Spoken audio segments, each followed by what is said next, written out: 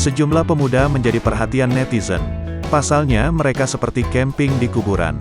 Hal itu terlihat dari video TikTok yang diunggah oleh akun @oreo_bamban. Videonya ditonton hingga lebih dari 900.000 orang. Terlihat dalam video seorang pemuda tertidur di samping makam. Ia bahkan menaruh kipas di atas kepalanya. Lalu, ada pula pemuda lainnya yang sedang asik memainkan handphone yang sedang tercas. Ada pula seorang pemuda yang terbaring pulas di sisi yang lain.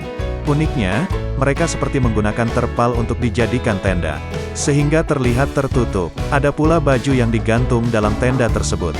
Di atas makam terlihat beberapa Al-Quran. Bahkan tersedia makanan ringan atau camilan. Warganet pun ada yang menuliskan bahwa mereka tengah menjaga kuburan sambil mendoakan sang pemilik kubur.